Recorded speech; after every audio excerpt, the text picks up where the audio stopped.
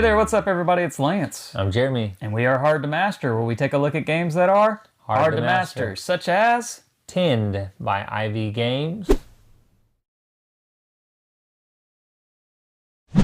This is Tinned. Now this is coming to crowdfunding here in the very near future, so make sure to check out that link down below in the description of this video to check out the campaign page to get all the details on this particular game. But we're going to show you what this one's all about. Now what we have out here on the table is a prototype, so make sure that you understand that what you see in this video is prototype. The final artwork, components, maybe even some of the rules could change once it's released from crowdfunding. Again, check out that campaign page to get all the details. And we don't have an overhead view for this video, mostly because this is going to be a roll and write, and you're going to have different pages, paper, that you are going to be marking on throughout the course of the game, and there are fine details on these papers. So we're going to give you close-up pictures of these pieces of paper that you're going to be marking on, as well as the scratch-off, because you do have scratch-offs in this game, like lottery tickets, right? Lance did horrible scratching. This is not mine. This is Jeremy's. I cannot claim this. He said, I don't want not another blank wood. Yeah.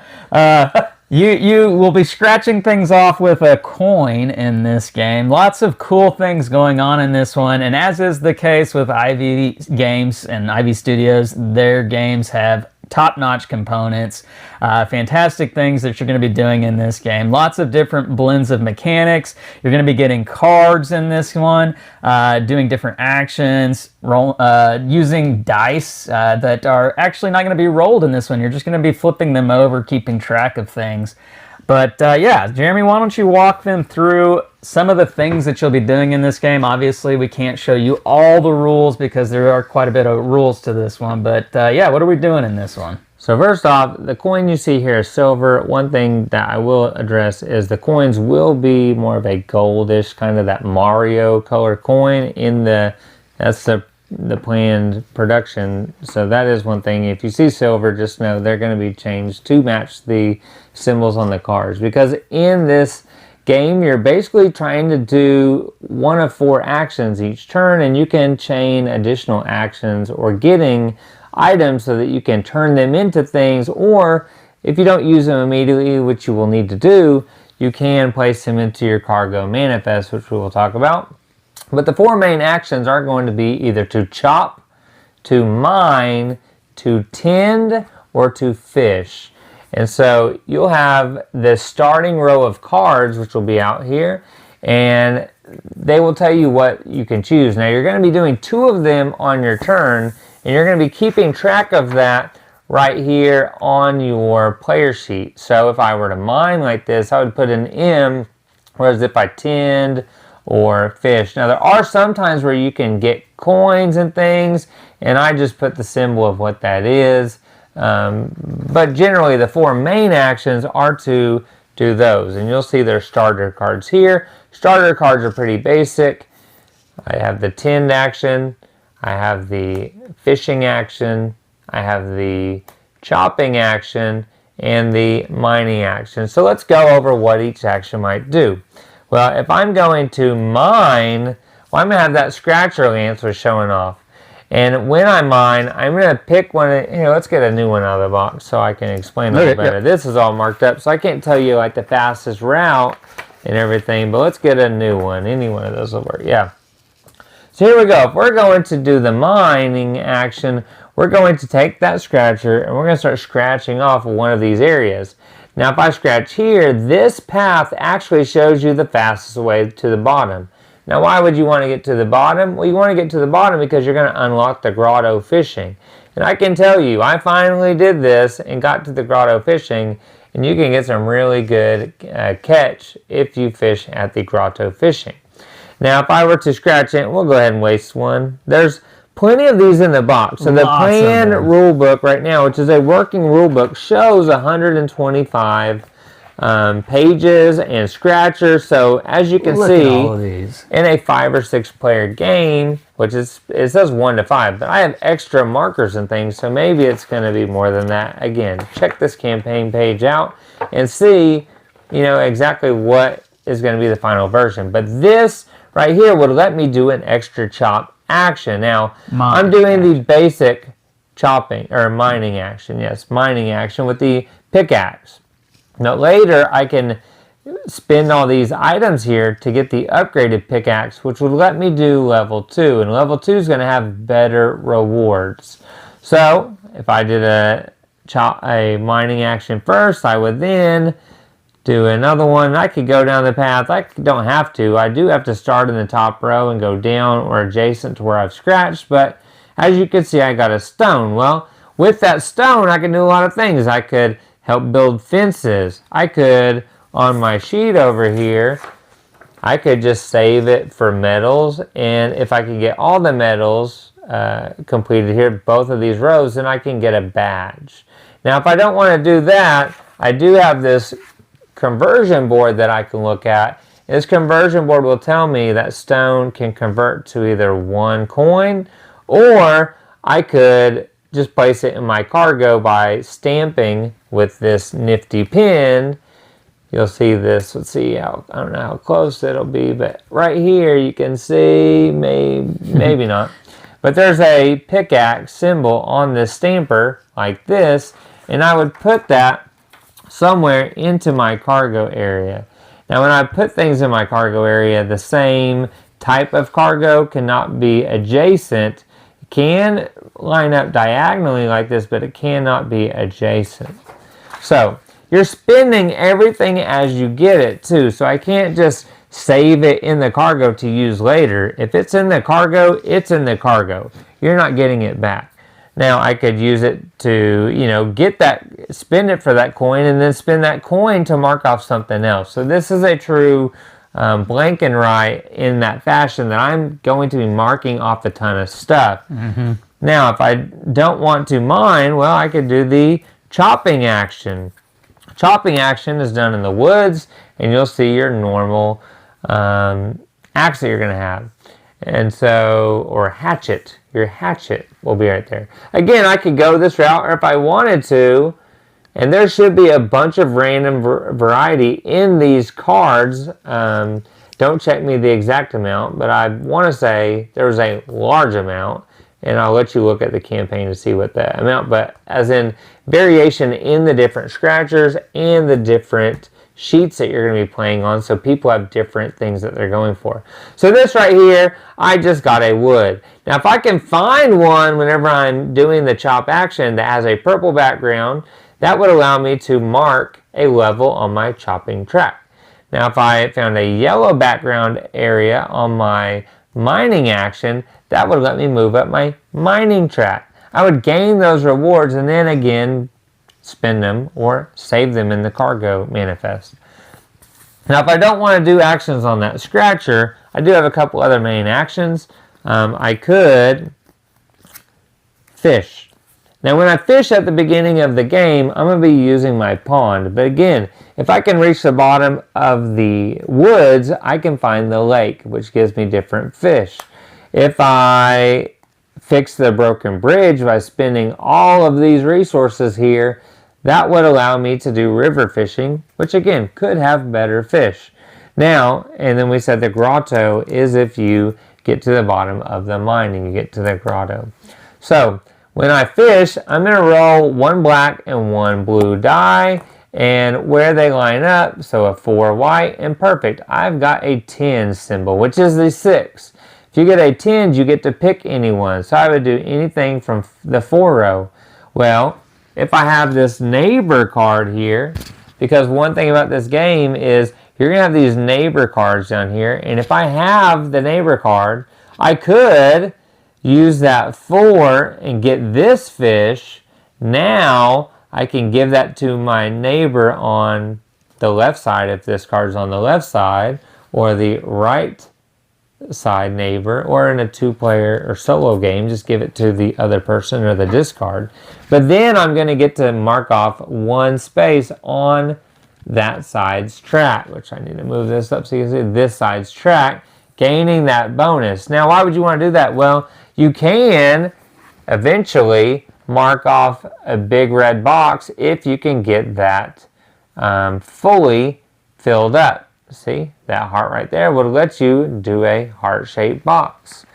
Now, also, I'm going to get other resources that I can spend. Now, the player that did get this from me has to save it, and then at the beginning of the next round, in the new neighbor phase, when you discard the cards you did not fulfill, you get 2 new ones. At that point, they're going to get to spin this fish and put it, on their sheet or trade it in for something. Now, the last action, if you don't fish, is to tend. Now, tending is going to let me work and plant things in my garden. If you see here, I can pick one of the actions below.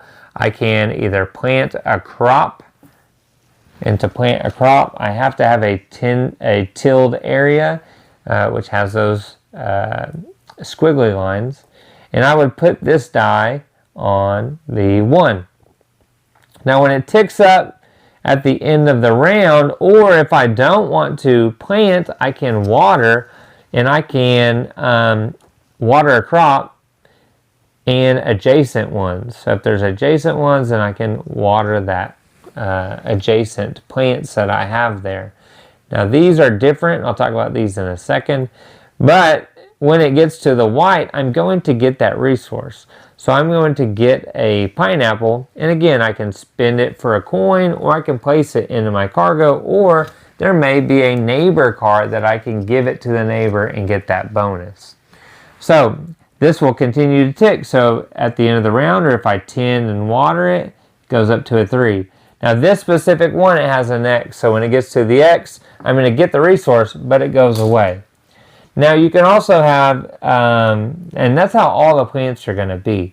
Now when you get over here to the animals, you're going to tick them up as usual, but you have to have a fencing around them that can fit them.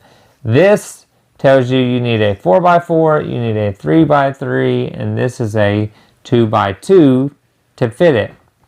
Now whenever I tick up, it's going to give me the resources, but the animals, because the chicken or hen lays the egg, and the goat or cow or whatever is producing this milk is going to go back to a 1 after it has paid out its resource that it gives you.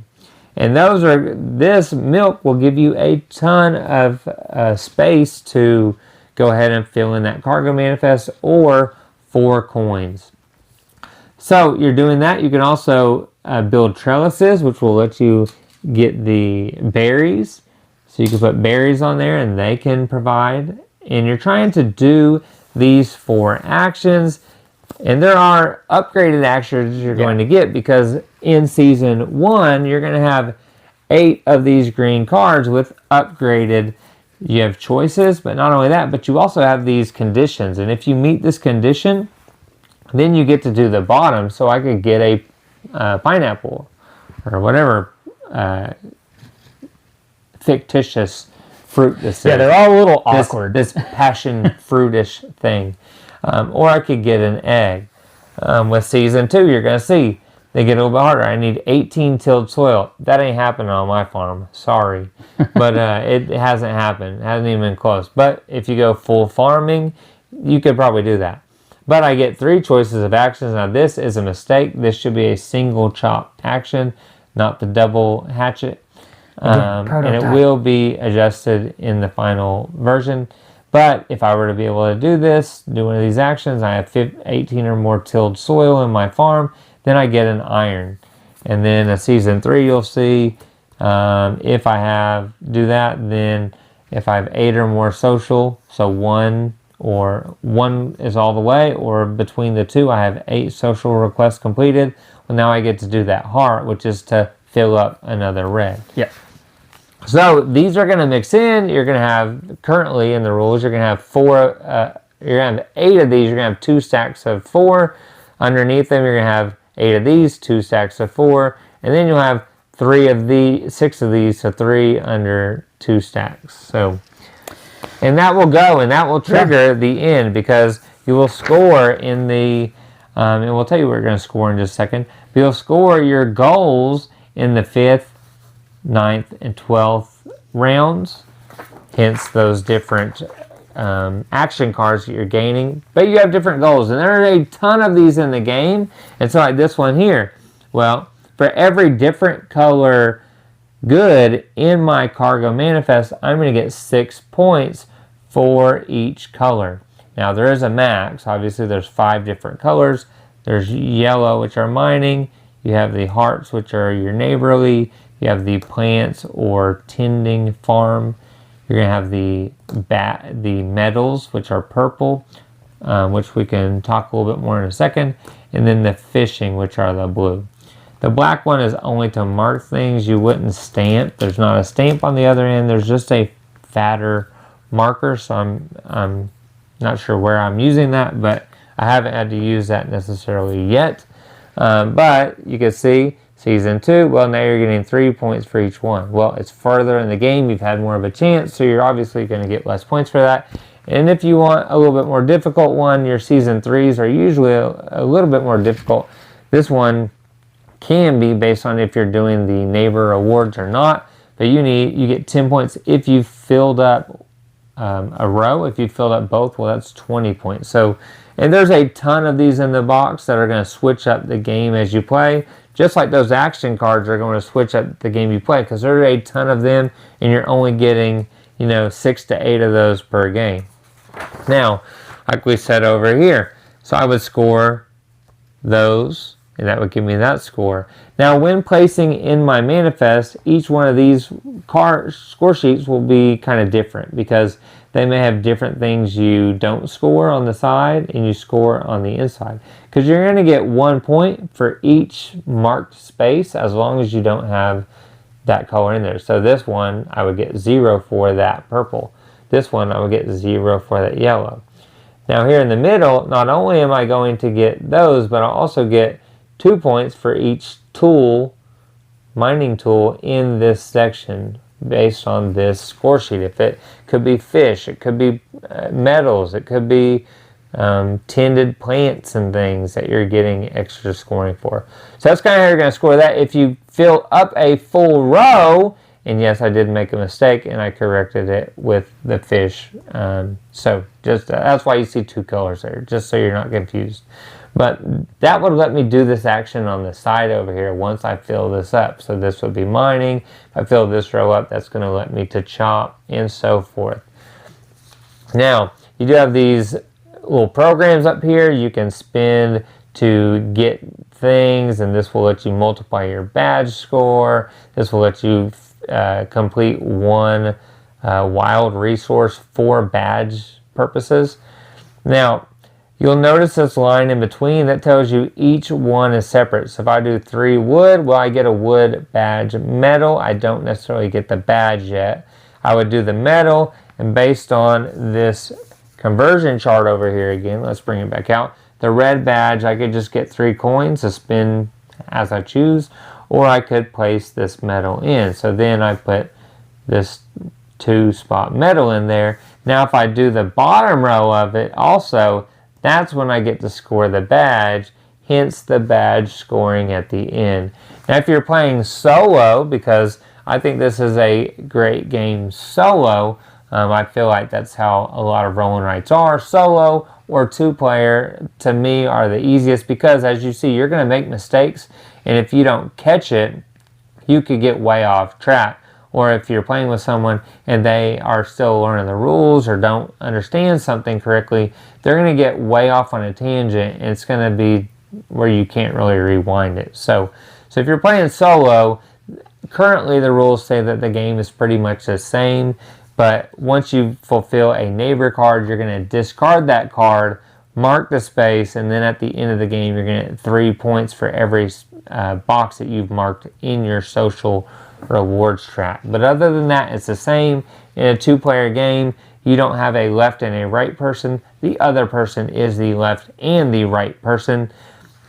And then if you're playing any other size game, it's kind of like Scythe. If I enlist, the person to my right's going to get things, in the left, such that kind of a thing. So that's essentially a quick rundown of what you're doing in 10, it does currently have a playmat over here we all have off camera. I think that's the goal in the game. The playmat's pretty. It's just covered with cards. 95% of it's covered up. Like I said, there's 125 or so in the rule book of each of these sheets. So you could play this a ton of times, especially if you're playing solo. That's 125 times if you didn't just test it out. Just tell me, easy math for you. Split that in two and round down if you're talking about you can get a lot of play time out of this. So you can play this a ton, and those numbers may change. So definitely check out the campaign to see what the advert is, and then see if stretch goals or anything adjust that. So. Right. So let's get into our quick thoughts here on Tend. And I'll start by letting you guys know that the first thing, and this was what Jeremy said, kind of explaining the game to me. He played it before I did. Is that he said it's like Hadrian's Wall in the sense that you're going to be marking something here to mark off something there, mark off something there, and it's fairly complex. It's not a light rolling right or flipping right or scratching right or sniffing right or smurfing right, tending right. Yeah. Tendon right. There you go. That's going to be the new motto.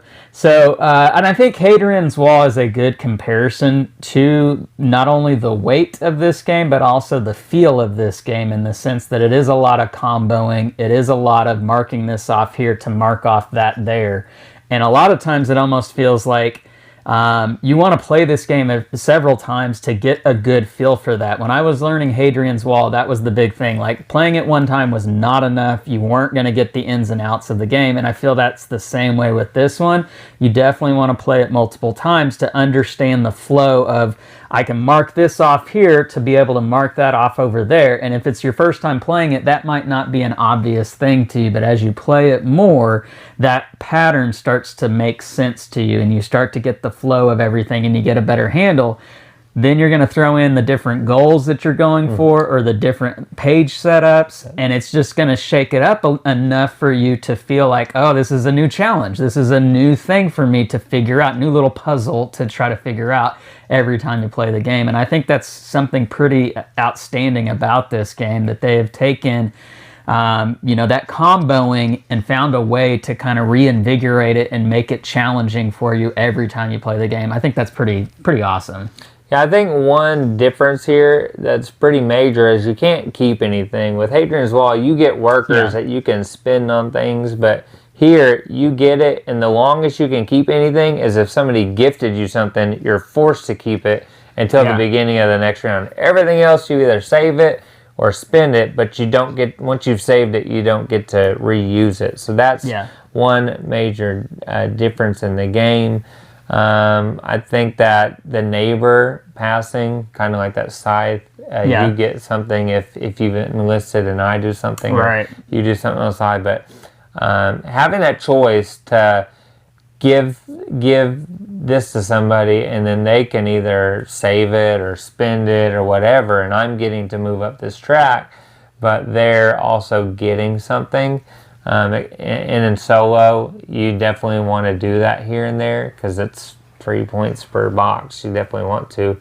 But you're giving up putting it in your cargo manifest, or you're giving up getting coins and things to get those energy bars that you want to get, or get the upgraded tools and fishing rods and things. So it definitely has a feel of needing to unlock certain things in certain portions of the game to maximize their benefit, and not waiting too long to do that, because if you do wait too long to do it, then you've lost the opportunity to use it a lot.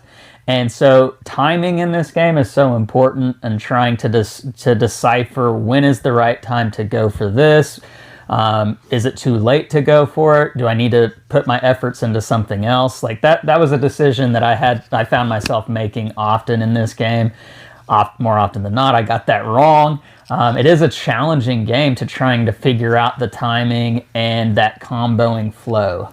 I feel like the gold cards are definitely going to change the game up quite a bit, because the ones I've seen, that last game I got 0 on goal 3 because of that social request track, whereas other ones it was fill up this cargo thing. And so I would put all my focus to filling up that specific one so that I could get more points. So that will change the way you play and how your scoring is. And again, those different action cards and those different scoring cards are going to do that for you in this game. I'm not a big roll and write person. It's known at my tables. The thing though is, and again, I think if you're playing solo or 2-player, it's much easier to do a whatever and write, because you notice each other's mistakes. You can make sure that, especially solo, I know what I'm doing and I don't have to monitor, so it doesn't take away from the thinking. Yeah. Which I don't mind. So I don't mind watching and making sure someone knows how to do things. A lot of times in these type of games, people just don't understand what their actions are, and then they end up messing it up. And even currently with, based on the current rule book, I have had other people reach out when I make a post and they're like, well, I don't understand the neighbor track. Can you help me? And so the neighbor phase can be a little confusing at times, but I can tell you with this game, you can go a whole different strategy and still pull out big points. Because I can tell you in my games, first game, I did a little bit of everything, I kind of spread it out. And yes, one of the cards I figured out was supposed to be a single hatchet, and that changed up the game a little bit.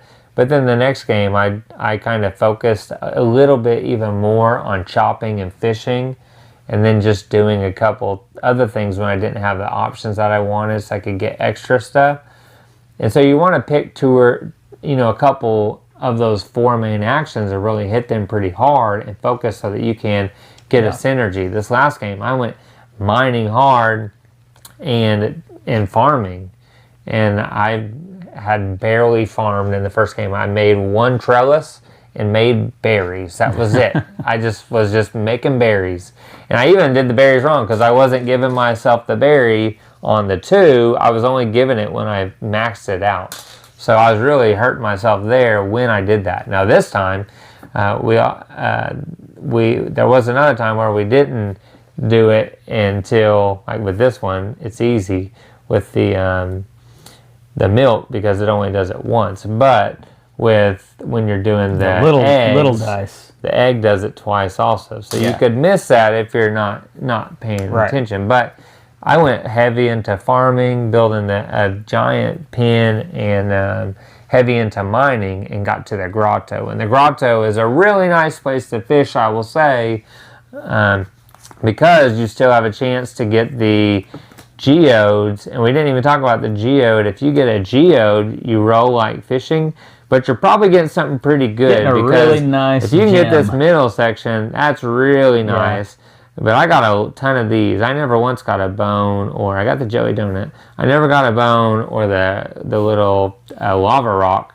I did get the, rainbow rock, the gem, the amethyst here, or whatever. It's I'm missing the word. I don't know what you're going for. The type of rock. Other than a geode. I don't know. And then the quartz or the crystal there. Yeah. But yeah, these Squidward here, he can get you a little bit. Yeah, he gets you a lot of points. And then this little pink shrimp here, he can get you some. He'll get you the nice big shaped fish, the bigger ones. The last thing I'll say about this one is that, the way the actions come out on this mat over here, and again, check out the campaign page to get a look at what that looks like, but your actions are going to be shuffled, and so there's a bit of a luck factor when it comes to what actions are available for you each round. But the thing I like about that, because I found myself thinking, man, where's fishing at? I want to fish, and fishing didn't show up. But it was the same for him, right? So it's the same luck for everybody. Yeah. Everybody's picking from the same actions, and there's no turn player order matters very little in this game, because you can pick the same actions. Just because he picks the one fishing out there doesn't mean that I can't pick it too. You're just dependent upon what comes out every round, and you got to figure out how to make what's out here work best for you. And so that was an interesting concept. They get better as you go. They get better as you go. And you can see the conditions that are coming out next. So you want to try to plan your actions. So maybe you do this card early so that you can tend over there. Yeah. And now you have more stuff in your cargo, so you can get those bonuses. Yeah. So I thought the way the action selection worked in the game was pretty elegant, pretty unique, and being able to see what comes out next gives you a little bit of something to plan for, like Jeremy said. So really interesting way that they've done the mechanics with this one. It's a little bit of things that you've seen in other games, but the way it's all blended together is entirely unique. This is unlike any game I've ever played before. It's quite different. I mean, you have scratchers in like a legacy game, and yes, Sure. you're going to get rid of these scratchers, or like I do, just keep folding everything together so I see how I play all, each you time. hoarder. I can play a different way or Yeah. focus on something else. But I mean, that's kind of that legacy type of card where I'm scratching stuff off, but that's one of your player sheets essentially, and then you have your other ones that you're marking on, and again, they're going to be different as you go through and shuffle them. And I think there's going to be somebody out there, at least this was maybe a little bit of my thoughts hearing about this game. There's going to be somebody out there that's watching this video that's going to be saying, that's just a gimmick. That scratch off is just a gimmick. Or those stamps, that's just a gimmick. So? Even if you think it is. These stamps, I'm going to tell you, no. This for the bingo players right here. This game stands on its own. It is dauber. not just built on, it is. Your bingo dauber. This game isn't built on gimmicks, I don't think. No, I think you could replace There's so this. much going on that there's a lot of strategy in what you're going to do. Absolutely.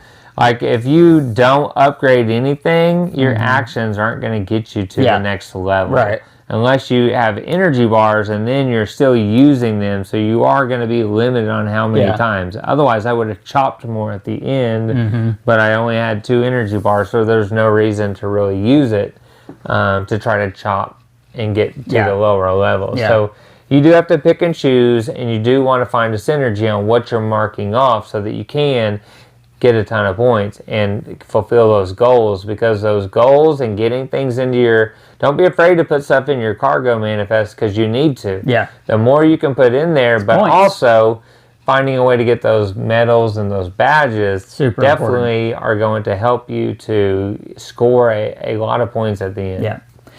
The game is Tend. It is from Ivy Games. It's coming to crowdfunding here in the very near future, so make sure to check out the link down below in the description of this video to get all the details that we might have missed in talking about this game, but also all the updates and all the the things that are going to be different about this one. So very interesting game. One of the highlights of the year, I think. So yeah, you definitely want to check it out. I made a solo list, but since it's not out for everybody yet, I couldn't. I didn't feel right how to put it on there. But in the future, next year, this may be on. I mean, it's a fun solo. So if you're just a solo gamer strictly, definitely check out the solo. Yeah. I've been talking to other reviewers about the solo, and they've really loved it also. So if you're just like, oh, I don't have anybody to play it with, I won't like that game because I don't have a neighbor. You don't need the neighbor. You get more points if you don't have a neighbor. Yeah. So just check it out. All right, if you like this video, please hit the thumbs up, subscribe to the channel, and hit the bell icon to be notified of all of our great new content. I'm Lance. And I'm Jeremy. And we are Hard to Master, where we take a look at games that are hard to master. We'll catch you next time. See ya.